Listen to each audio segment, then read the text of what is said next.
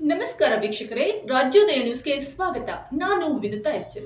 ವೈದ್ಯನ ನಿರ್ಲಕ್ಷ್ಯಕ್ಕೆ ಅಮಾಯಕ ವ್ಯಕ್ತಿ ಬಲಿಯಾಗಿರುವಂತಹ ಘಟನೆ ಬೆಂಗಳೂರು ನಗರದ ಸುಲ್ತಾನ್ ಪಾಳ್ಯದ ಪ್ರತಿಷ್ಠಿತ ಮೆಡಕ್ಸ್ ಆಸ್ಪತ್ರೆಯಲ್ಲಿ ನಡೆದಿದೆ. ಈ ಕುರಿತ ಹೆಚ್ಚಿನ ಮಾಹಿತಿ ನೀಡೋಕೆ ಘಟನೆ ನಡೆದ ಸ್ಥಳಕ್ಕೆ ನಾನು ನಿಮ್ಮನ್ನು ಕರ್ಕೊಂಡು ಹೋಗ್ತೀನಿ, ಬನ್ನಿ. ಹೆಬ್ಬಾಳದ ಕಟ್ಟಡವೊಂದರಲ್ಲಿ ಗಾರೆ ಕೆಲಸ ಮಾಡುತ್ತಿರುವ ವೇಳೆ ಅಫ್ಜಲ್ ಅಲಿ ಎಂಬ 50 ವರ್ಷದ ವ್ಯಕ್ತಿ ಆಯಾ ತಪ್ಪಿ 5ನೇ ಮಹಡಿಯಿಂದ ಬಿದ್ದು ಚಿಕಿತ್ಸೆಗಾಗಿ ಸುಲ್ತಾನ್ ಪಾಳ್ಯದ ಪ್ರತಿಷ್ಠಿತ ಮೆಡಾಕ್ಸ್ ಆಸ್ಪತ್ರೆಗೆ ದಾಖಲಾಗಿದ್ರು.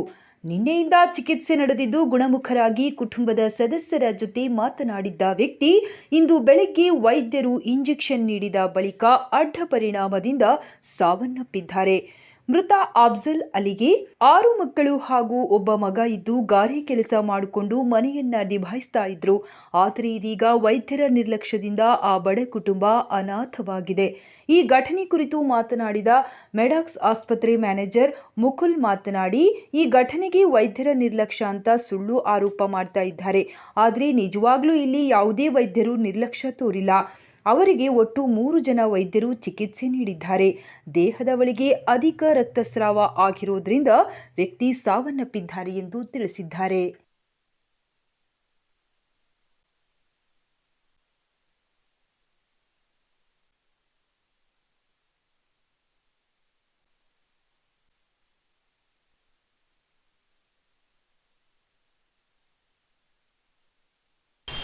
ಫುಲ್ ಇಂಜೆಕ್ಷನ್ ಆದ ತಕ್ಷಣ ವಾಮಿಟ್ ಆಗಿದೆ. ಬೇರೆ ಮತ್ತೆ ಅವ್ರಿಗೆ ಏನು ತೊಂದರೆ ಇರಲಿಲ್ಲ. ನಾ BP ನಾ ಶುಗರ್ ನಾ ಹಾರ್ಟ್ ಏನು ತೊಂದರೆ ಇರಲಿಲ್ಲ. ಅವ್ರಿಗೆ ಏನು ಅಂದರೆ ಡಾಕ್ಟರ್ಗೆ ನೋಡಬೇಕು ಅಂತೆ ಎಲ್ಲ. ಐ ನೋ ಡಾಕ್ಟರ್ ಎಲ್ಲ ಹಾಸ್ಪಿಟಲ್ ಚೆನ್ನಾಗಿರುತ್ತೆ. ನನ್ನ ಹಾಸ್ಪಿಟಲ್ ಮೇಲೆ ಅಂದರೆ ಇದೀಗ ಇಲ್ಲ. ಅವ್ರು ಸ್ವಲ್ಪ ನೋಡಬೇಕು.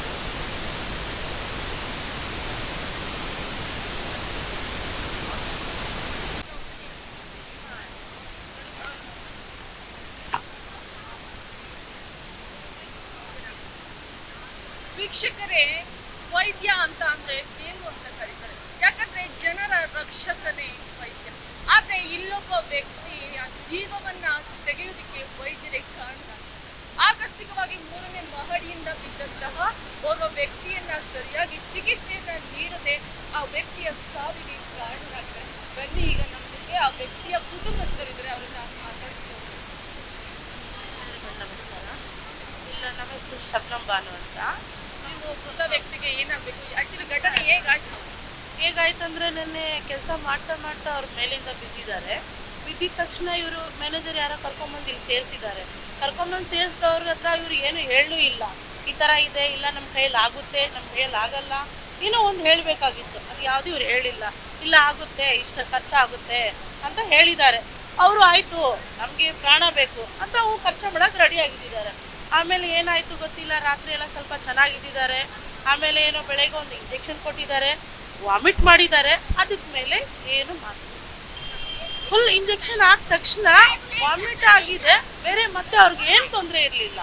ನಾ BP ನಾ ಶುಗರ್ ನಾ ಹಾರ್ಟ್ ಏನು ತೊಂದರೆ ಇರಲಿಲ್ಲ. ಅವರಿಗೆ ಚೆನ್ನಾಗಿದ್ದಿದ್ದವ್ರಿಗೆ ಇಲ್ಲ. ಇದು ನಮ್ಮ ಜೊತೆಲೂ ಆಗಿದೆ. ನಮ್ಮದು 2 ಚೆನ್ನಾಗಿ ನಾವು ಅಡ್ಮಿಟ್ ಮಾಡಿದ್ದೀವಿ. ಇವ್ರ ಹತ್ರದಿಂದ ಸರಿ ಆಗಲಿಲ್ಲ. ನಾನು ಬ್ಯಾಪ್ಟಿಸ್ಗೆ ತಗೊಂಡೋಗಿ ಅಡ್ಮಿಟ್ ಮಾಡಿದ್ದೀನಿ. ಬ್ಯಾಪ್ಟಿಸ್ಗೆ ಹಾಕಿದ್ದೀನಿ, ಚೆನ್ನಾಗಿದ್ದಾರೆ. ಇಲ್ಲಿ ಯಾವುದು ಸರಿ ಇಲ್ಲ ಮೇಡಮ್. ಆದರೆ ಏನು ಸರಿಯಾಗಿ ನೋಡಲ್ಲ ಇವರು. ಸುಮ್ಮನೆ ಇದಾಗುತ್ತೆ ಅದಾಗುತ್ತೆ. ಈಗ ಇವ್ರಿಗೆಲ್ಲ ಈ ಥರ ಆಗಿದ್ದಾರಲ್ಲ, ಆ ಚಿಕ್ಕ ಮಗುಗೆ ಅವ್ರ ಅಪ್ಪಗೆ ಯಾರು ತಗೊಂಬಂದು ಕೊಡ್ತಾರೆ? ಇವ್ರು ಕೊಡ್ತಾರಾ? ಕೊಡಲ್ಲ. ದುಡ್ಡು ಕೊಡ್ತೀವಿ, ಸೆಟಲ್ಮೆಂಟ್ ನೀವು ಮಾಡಿದ್ರೆ ಎಷ್ಟು ದಿನ ಬಾಳ್ತಾರೆ? ಆ ಚಿಕ್ಕ ಮಗುಗೆ ಅಪ್ಪ ಎಲ್ಲಿಂದ ಬರುತ್ತೆ? ಡಾಕ್ಟರ್ ಏನಂತ ಹೇಳಿದ್ರು? ನೀವು ನಮ್ಮ ಹತ್ರ ಡಾಕ್ಟರ್ ಮಾತಾಡ್ತಾ ಇಲ್ವಲ್ಲ. ನಮ್ಮ ಅಪ್ಪಗೆ ಡಾಕ್ಟರ್ ಹೇಳಿದ್ರು ಏನೂ ಆಗಿಲ್ಲ, ಜಸ್ಟ್ ಹ್ಯಾಂಡ್ ಫ್ರ್ಯಾಕ್ಚರ್ ಆಗಿದೆ ಅಂದರೆ ಅವ್ರು ಹೇಳಿದ್ರು. ನಾವು ಸರಿ, ಅವ್ರು ಹೇಳಿದ್ದು ಸರ್ಜರಿ ಮಾಡಬೇಕು, ನಾವು ಆಮೇಲೆ ಸರಿ ಆಗುತ್ತೆ. ಓಕೆ ಮಾಡ್ಕೊಂಡು 1,30,000 ಪೇ ಮಾಡಿದ್ದೀವಿ ಅಮೌಂಟ್. ಆಮೇಲೆ ಮಾರ್ನಿಂಗ್ ಹೇಳಿದ್ದಾರೆ ಅವರು ಮಾಡಬೇಕು. ಆಮೇಲೆ ಫುಲ್ ಮಾರ್ನಿಂಗಿಂದ ನಮ್ಮ ಡ್ಯಾಡಿ ಹತ್ರ ನಾವು ಮಾತಾಡಿದ್ದೀವಿ, ಚೆನ್ನಾಗಿ ಮಾತಾಡಿದ್ದು. ಜಸ್ಟ್ ಅವ್ರು ಹೇಳಿದ್ದು ಜಸ್ಟ್ ಪೇನ್ ಆಗಿದೆ ಅಷ್ಟೇ. ಡಾಕ್ಟರ್ ಏನು ಪ್ರಾಬ್ಲಮ್ ಇಲ್ಲ, CT ಸ್ಕ್ಯಾನ್ ಎವ್ರಿಥಿಂಗ್ ಎಲ್ಲ ಮಾಡಿದ್ದಾರೆ. ಅವ್ರು ಹೇಳಿದ್ದಾರೆ ಏನಿಲ್ಲ, ಜಸ್ಟ್ ಇದು ಫ್ರ್ಯಾಕ್ಚರ್ ಆಗಿದೆ, ನೋವು ಆಗುತ್ತೆ ಅಷ್ಟೇ. ಆಮೇಲೆ ಮಾರ್ನಿಂಗ್ 4 o'clock ಅವ್ರಿಗೆ ವಾಮಿಟ್ ಬಂತು. ಆಮೇಲೆ ನನ್ನ ಮಮ್ಮಿ ಕಳಿಸಿದ್ದಾರೆ ನರ್ಸ್ ಅವ್ರಿಗೆ. ಅವ್ರು ಬೇಗ ಬರ್ತಿಲ್ಲ. ಎಲ್ಲ ಹಾಸ್ಪಿಟಲ್ ಚೆನ್ನಾಗಿತ್ತು. ಸ್ವಲ್ಪ ರೆಸ್ಪಾನ್ಸಿಬಿಲಿಟಿ ಮಾಡಬೇಕು. ಪೇಷಂಟ್ ಅಂದರೆ ಅವ್ರಿಗೆ ಏನು ಕಷ್ಟ ಆಗುತ್ತೆ ನಮ್ಗೆ ಆಗಲ್ಲ. ಅವ್ರು ಹೇಳ್ತಾರೆ ಅಷ್ಟೇ, ನಮಗೆ ನೋವು ಆಗ್ತಾ ಇದೆ ಅಷ್ಟೇ. ಅವ್ರು ಹೇಳ್ಬೇಕು, ಸ್ವಲ್ಪ ನೋಡಬೇಕು ಏನಾಗ್ತಾ ಇದೆ ಏನು ಬೇಕು, ಅವ್ರು ಏನು ರೆಸ್ಪಾನ್ಸಿಬಿಲಿಟಿ ಸ್ವಲ್ಪ ನೆಗ್ಲಿಜೆನ್ಸ್ ಏನು ಮಾಡಿದ್ದಾರೆ ನಾನು ಹೇಳ್ಬೇಕು. ಟ್ರೀಟ್ಮೆಂಟ್ಗೆ ಎಷ್ಟಾಗುತ್ತೆ ಅಂದರೆ ಏನು ಹೇಳ್ತಾರೆ ಜನ ಸತ್ತರಂದ್ರೆ ಅಮೌಂಟ್ ಜಾಸ್ತಿ, ಮನಿ ಅಮೌಂಟ್ ಅವ್ರು ಹೇಳಿದ್ದು 3 ಲ್ಯಾಕಿಂದ ಜಾಸ್ತಿ ಕೇಳಿದ್ದಾರೆ. ನಾವು ಅದು ಅಗ್ರಿ ಮಾಡ್ಕೊಂಡು ಹೋಗಿ ನಮ್ಮಪ್ಪ ಸರಿಯಾಗುತ್ತೆ ಅಂದರೆ ನಾವು ಹೇಳಿದ್ದೀವಿ. ಆಮೇಲೆ 1,30,000 ಪೇ ಮಾಡ್ಕೊಂಡು ಎಲ್ಲ ಇರಿದ್ದೀವಿ. ನಿನ್ನೆ ಪೂರ್ತಿ ದಿನ ನಮ್ಮಪ್ಪ ಚೆನ್ನಾಗಿದ್ದಾರೆ, ನಮ್ಮ ಎಲ್ಲ ಹತ್ರ ಮಾತಾಡ್ತಿದ್ರೆ ರಾತ್ರಿ ಸಡನ್ಲಿ 4 o'clock ಅವ್ರಿಗೆ ಏನು ಅಂದರೆ ಡಾಕ್ಟರ್ಗೆ ನೋಡಬೇಕು ಅಂದರೆ ಎಲ್ಲ ಐ ನೋ ಡಾಕ್ಟರ್ ಎಲ್ಲ ಹಾಸ್ಪಿಟಲ್ ಚೆನ್ನಾಗಿರುತ್ತೆ, ನನ್ನ ಹಾಸ್ಪಿಟಲ್ ಮೇಲೆ ಅಂದರೆ ಇದಿದೆ ಇಲ್ಲ, ಅವ್ರು ಸ್ವಲ್ಪ ನೋಡಬೇಕು. ನಮ್ಮ ಜೊತೆ ಆಗಿದೆ, ಬೇರೆ ಜೊತೆ ಅಂದರೆ ಏನು ಬೇರೆಯವ್ರು ನೋಡ್ತಾರೆ, ಎಷ್ಟು ಜನ ಇದ್ದಾರೆ, ಬೇರೆಯವ್ರು ಯಾರು ನೋಡಲ್ಲ ನನಗೆ ಅಷ್ಟೇ. ಘಟನೆ ಆಗಿದೆ ಯಾವತ್ತು ಬಿದ್ದಿದ್ದು? ನಿನ್ನೆ 1 o'clock ಈ ಥರ ಬಿದ್ದೋಗೋರೆ. ನಿನ್ನೆ 3 o'clock ಮೊನ್ನೆ ಮೊಹಮ್ಮದ್ ಇರ್ಫಾನು ನಮ್ಮ ದೊಡ್ಡಪ್ಪ ಅವರು, ನಮ್ಮ ದೊಡ್ಡಪ್ಪ ಅವರು ನಿನ್ನೆ ಕೆಲಸ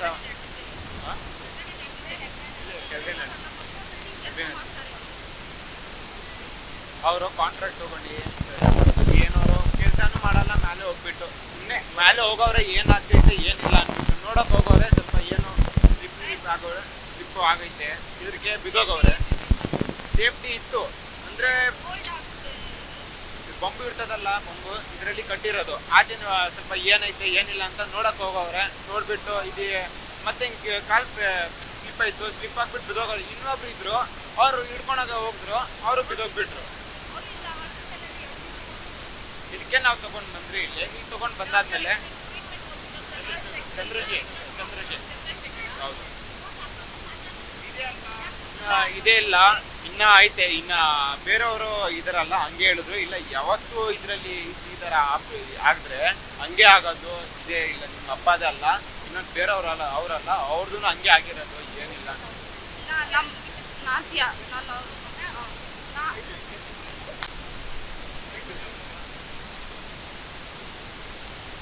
ವೀಕ್ಷಕರೇ, ಘಟನೆ ನಡೆದ ಸಂದರ್ಭದಲ್ಲಿ ವ್ಯಕ್ತಿ ಬಂದು ಅಡ್ಮಿಟ್ ಆಗಿರ್ತಾರೆ. ಆಗ ಚಿಕಿತ್ಸೆನೂ ಕೂಡ ಚಂದ್ರಶೇಖರ್ ಅಂತ ಡಾಕ್ಟರ್ ಹೇಳ್ತಾ ಇರ್ತಾರೆ.